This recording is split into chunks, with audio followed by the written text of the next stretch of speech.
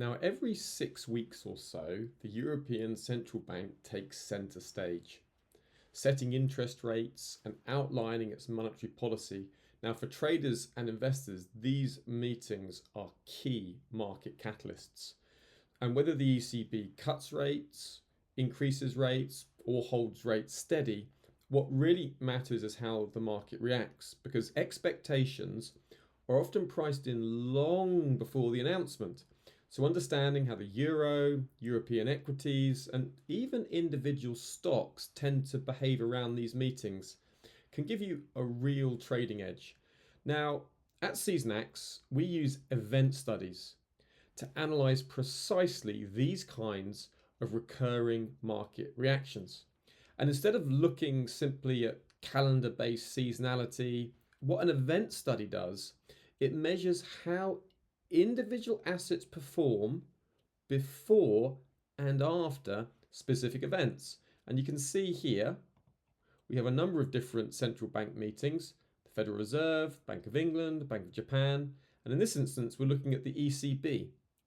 Now, one thing to realize is that trading the ECB decision is actually very challenging.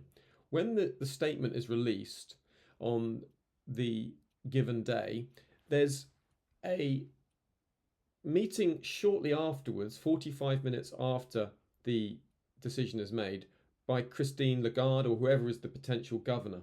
And then you have a series of sources reports coming out after the meeting. So in effect, the European Central Bank really has at least 3 opportunities to communicate to the market. So what that means is that trading can be very choppy during the event.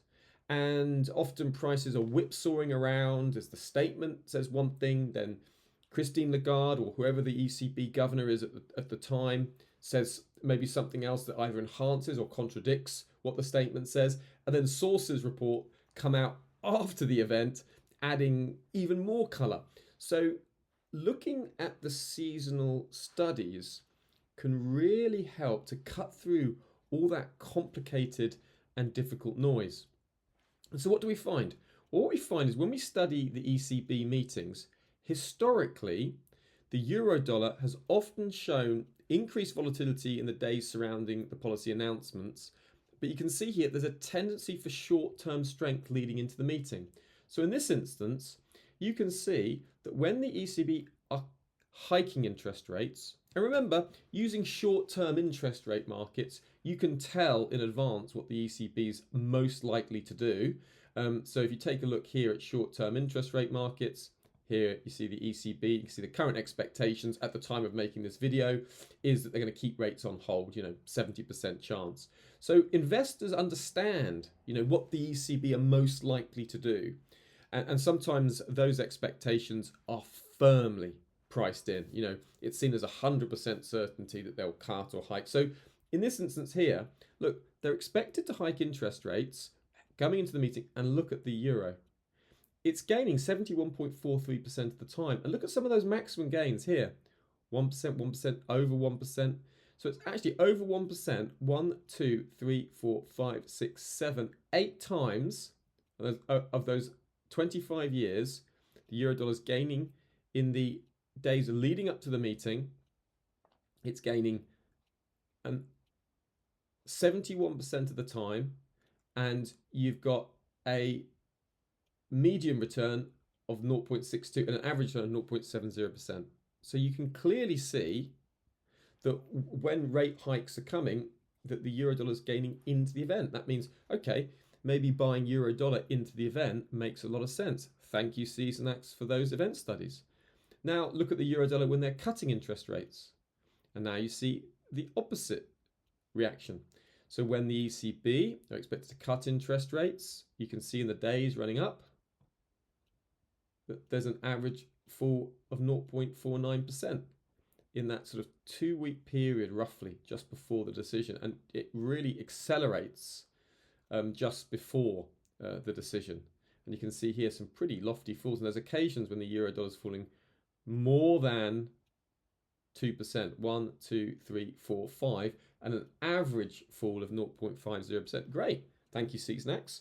So selling the euro dollar into an ECB interest rate meeting makes statistical sense. You can combine that with technical studies, key areas of resistance support to really give you potential opportunities and decent looking trades. Now, let's look at the DAX.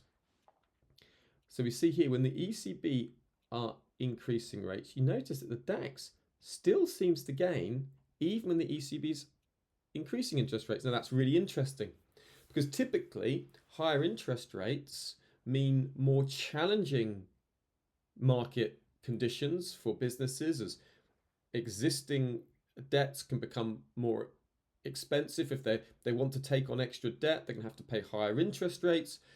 Consumers will be paying more on their mortgage, that they may have less disposable income.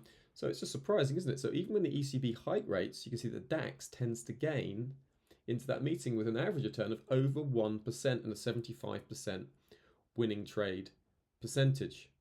And look, when the ECB cut rates, the DAX does even better, right? An average return of 1.88% and an 83% winning trade percentage, and some pretty impressive gains, sometimes gains of over 5% in 2012, 2023, and even the last two meetings, 2.5% roughly in October and December for 2024.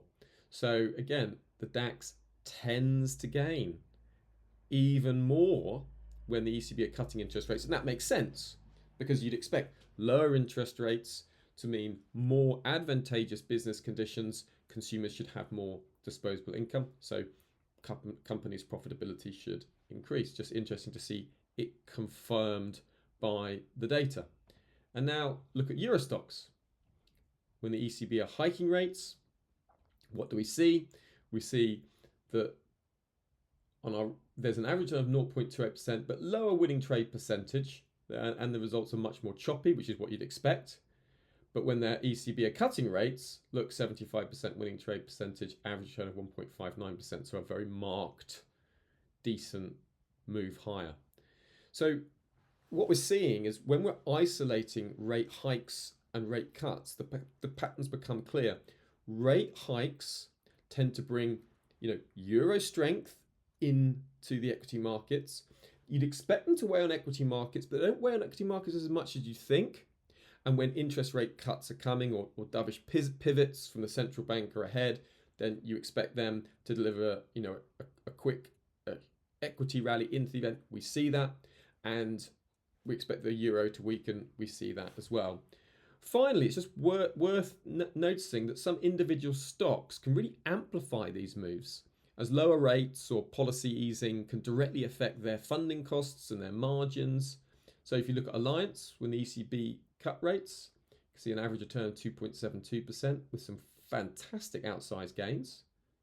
Look at Deutsche Bank, again, 83% winning trade percentage, but in the period before the ECB rate cut, it's like in the 2-week run up to the interest rate cut, it's the first week tends to see the most gains. Look at those gains. Some of them over 20% here in 2011, and an average return of 7.36%. Fantastic, right?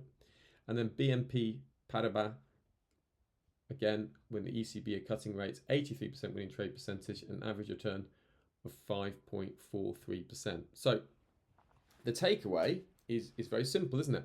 Central bank meetings move markets, right? But often in predictable ways by combining event-based seasonality with your own macro and technical framework. You can align trades with historical probability instead of guesswork. And that's what makes tools like Seasonax so powerful. They help you to see when history has favored certain trades and certain instruments, and you can use that insight to improve your odds ahead of the next ECB decision.